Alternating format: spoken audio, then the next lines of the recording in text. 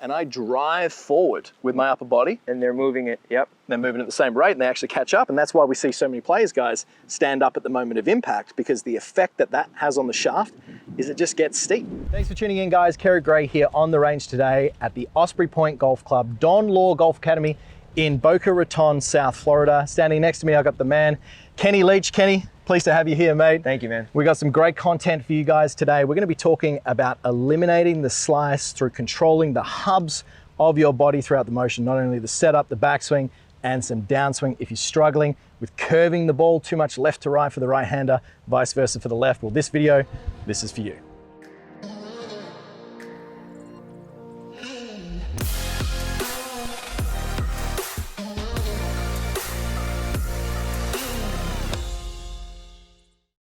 Okay, so let's say that we're in our position. We're still looking to eliminate our slice.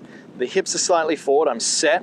I've got my hubs in alignment to hit a great shot. I feel like my pelvis is turning correctly, which we talked about in the previous video for the backswing for this, right? My head hasn't moved towards the target or anything like that. Yeah. Now, what are some errors that you see in the downswing and then also coming through the golf ball that can still encourage inconsistency with players? Because that's what we're talking about today, is how to increase your level of consistency. It's not always about speed and power. Correct. It's about striking that golf ball better to ensure that fundamental number one is taken care of, which is hit the ground correctly in front of the golf ball when the ball's on the ground, right? So let's set up to this. I'm in a good position, nice centered pivot, feeling good here. Yeah.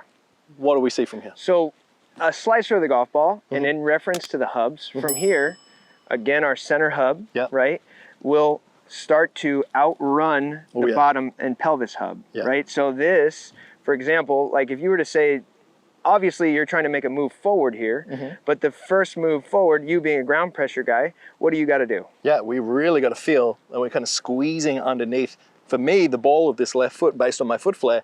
And as you can see, what does that do to my lower hub? Correct. It moves it forward slightly faster than the upper, right? So maybe the upper might be moving just a touch, right? But it's going to outrun this one for time being. If you did this the most and you had the most hips forward and you did way amounts and the upper went back, you'd hit this big push. Yeah. And if you close the face, you'd hook it, right? So a lot of you would be happy with that, right? Yeah. Big push draws. That's what big push draws, right? Yeah. So the more you did that, right, you held this back longer and you had the most of this forward, you can see right now, if I was standing here, you would never hit me with that golf club, right? No. Exactly, right? No, so you'd be pushing that path outward, right? Now that's an exaggeration. We don't want, we're not trying to hit giant pushes, right? So it's managing these hubs that are very important. So obviously what we talk about, so we could just some people don't like the term bump, honestly, but what I try to tell them is that so go ahead and back up to the top. So what I try to tell them is this hip joint needs to get over this ankle joint. There you go.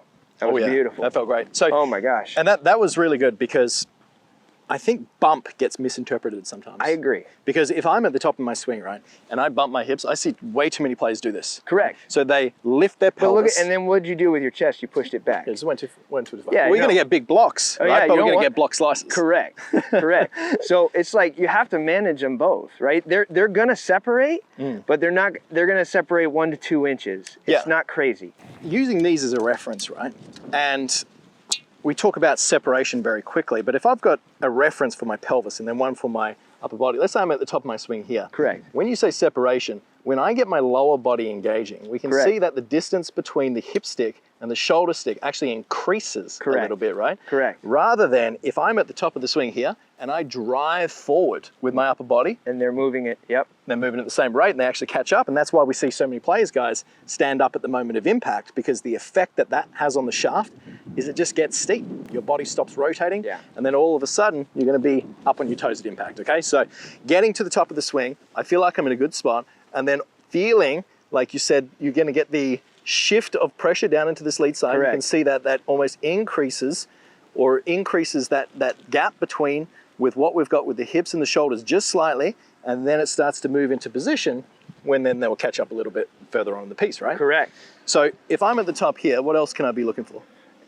So for example, I actually love what you just said. I think that's a beautiful, I think what you just did was awesome. So you make it separate, and then as you're coming through and you're rotating, and this is starting to pitch downwards, right? So you're gonna maintain, everybody talks about maintaining posture. Well, you also have to maintain your shoulder tilts and your hips tilts so that you can maintain your posture. Yeah, correct. Right? So these are gonna pitch that way, but they're also gonna align at the same time. Yeah. So everything you just said was perfect. I mean, I think as long, the thing is people, things get out of order in sequence because the body segments are not in the right place, in my opinion. Yeah. So anybody that gets their pelvis, right?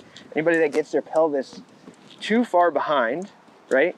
And this hip joint has not gotten over the heel, you're gonna have to do some manufacturing in order to make sure that that club touches the ground in the right spot. You gotta be a real athlete. So that's not only throughout the backswing, but it's address. Correct. Right? Yeah. It is backswing as well. Correct. But then also in space, if you swing to the top, if this stays back for too long and you go down with your upper body, well, all of a sudden we're a slicer, right? You're gonna do nothing but slice. So what we're gonna do, Kenny, right? Yeah. Is you're gonna stand there, you're gonna guide me through it. I'm gonna hit a couple of shots, right? Let's do it. And we're going to do, first of all, we're gonna place our hips slightly back. We're gonna give you guys a bit of the slicing pattern.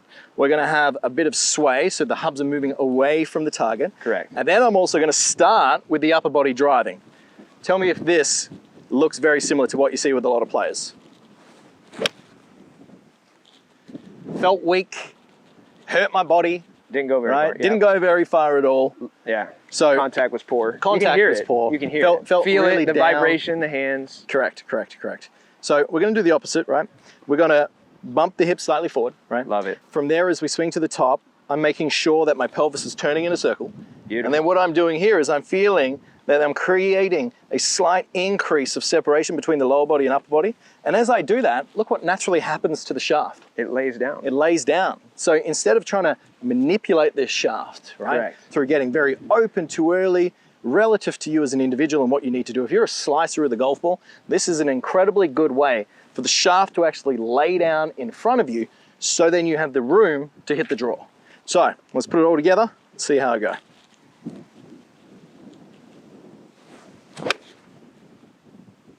Push draws, baby. I think that's about as much of a push draw as we could ask for. Good work.